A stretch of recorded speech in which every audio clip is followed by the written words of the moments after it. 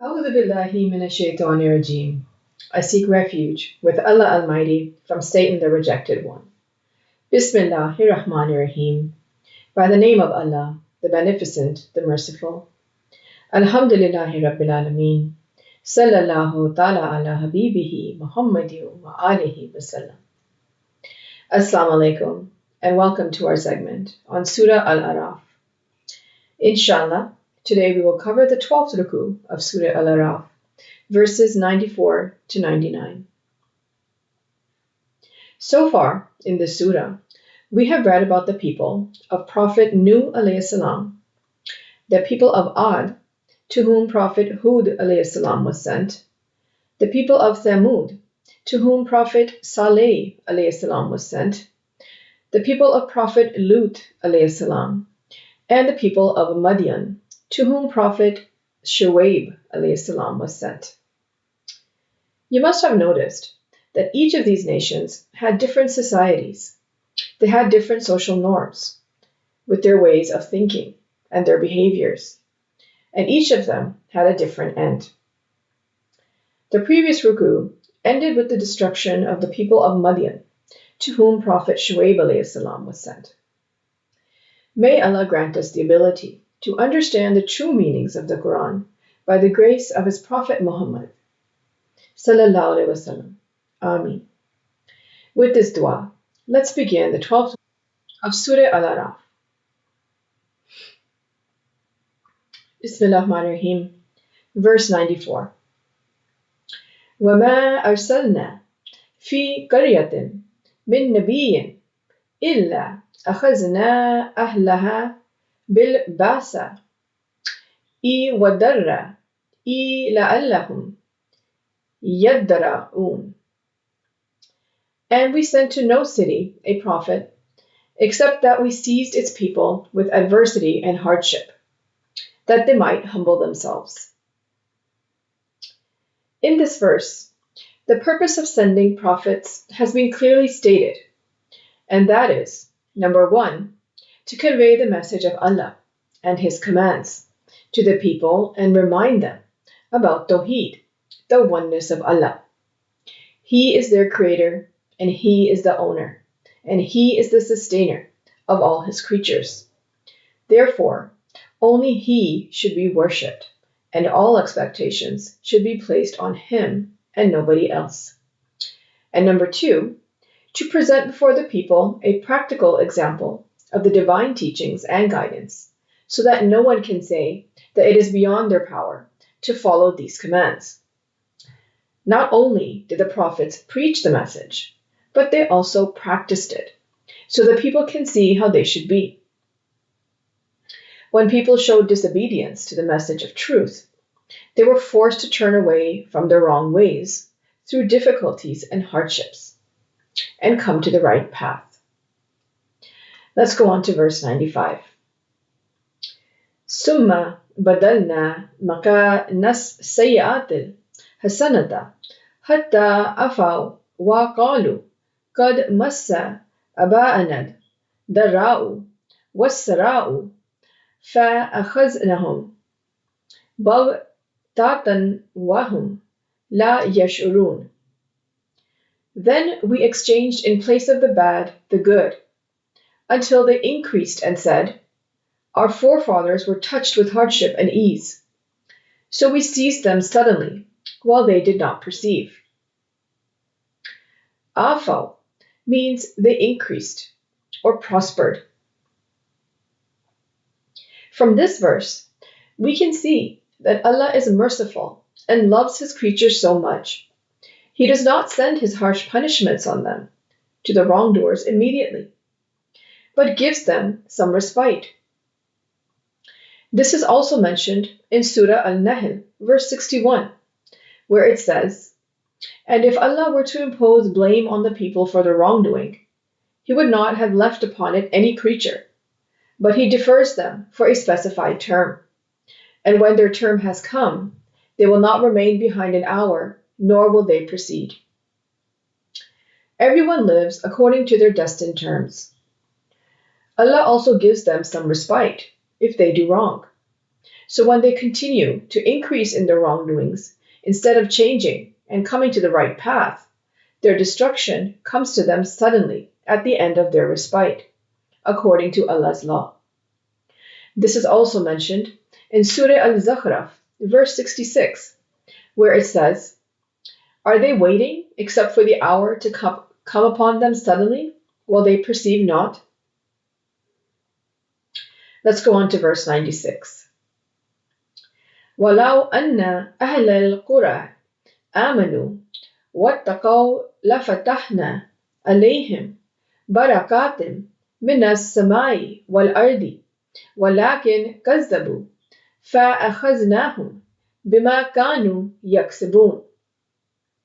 And if only the people of the cities believed and feared Allah, we would have opened upon them blessings from the sky and the earth. But they denied, so we seized them for what they earned.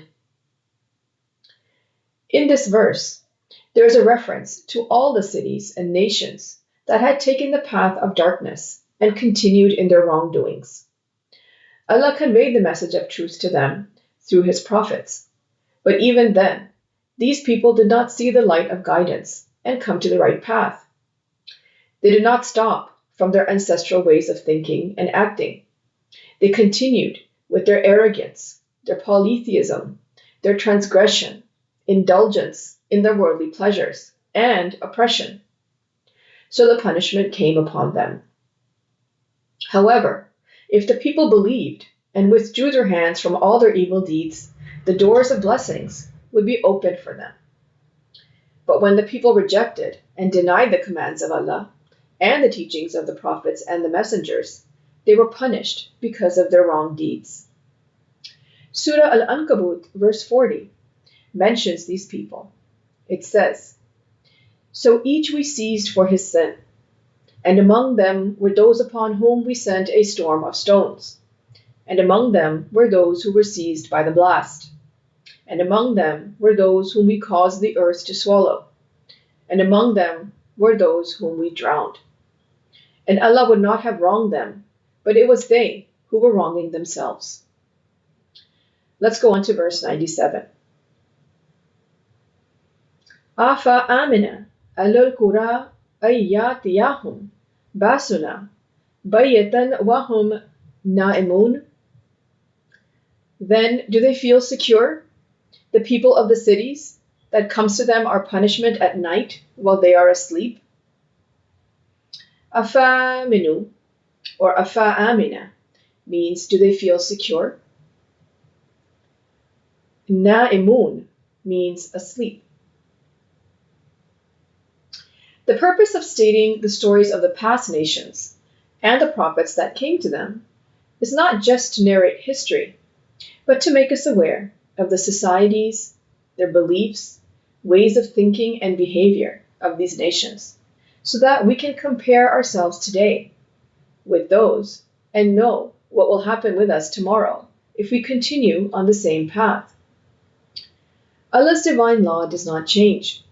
So whatever punishment came to the nations in the past, based on their crimes and disobedience, the same will happen to the nations of the present and future, if they continue in the same way.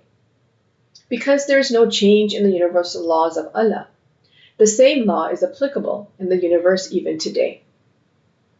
This is also mentioned in Surah Al-Nahl, verse 45, where it states, "Then do those who have planned evil deeds feel secure that Allah will not cause the earth to swallow them, or that the punishment will not come upon them from where they do not perceive?"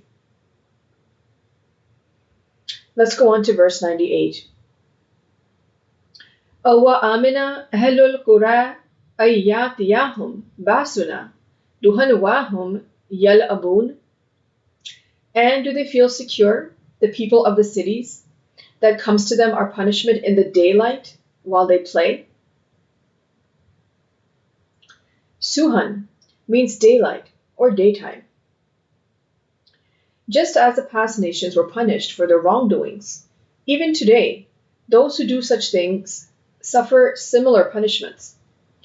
We see it all around us, but few see the wisdom in it.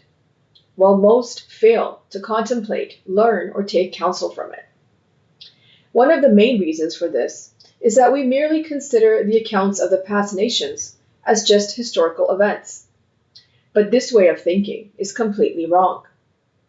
In Surah Yusuf, verse 111, the wisdom of these stories is explained, where it says, "There was certainly in their stories a lesson for those of understanding.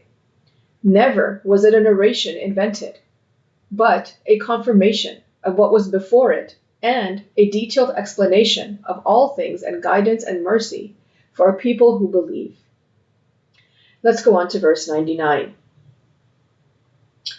Afa amanu makrallah fala yamanu makrallahi ilal qawmul khasirun. Then, do they feel secure from the plan of Allah? Then no one feels secure from the plan of Allah, except the people who are the losers. Makra means plan. There have been many great nations in the past. Allah granted them such abilities that allowed them to make amazing inventions and constructions that even today our minds are stunned to see as we discover their remains. But when these nations ignored the message of Allah and the message of Tawheed and remained on the path of disbelief and denial of His signs, they were destroyed. There is so much wisdom in the Quran and its verses. So many accounts of past nations have been narrated over again. It is our duty to read about them and learn from them, and correct our behavior. According to Allah's divine law, if any nation today shows the same behavior as those before them, then their end will be the same. They will be the losers, just like those before. This concludes our segment on Ruku 12 of Surah Al-A'raaf. Let's briefly go over what we discussed. According to the divine law of Allah, His message is delivered to every nation and city. The chosen prophets and messengers are given the responsibility to deliver His message and guide the people to live according to Allah's commands and avoid all evil. When people turn away from the truth and Allah's guidance and continue to live in the darkness of their disbelief, they are given respite to repent and reform. There is wisdom in the accounts of the past nations, as stated in the Holy Quran, so people today can learn from them and avoid those actions that cause the punishment to come upon those before. The divine laws of Allah do not change. May Allah grant us the ability to understand the Holy Quran and its true meanings in light of the life and guidance of Prophet Muhammad sallallahu alaihi wasallam. Ameen. Thank you for joining us for this segment. Until next time.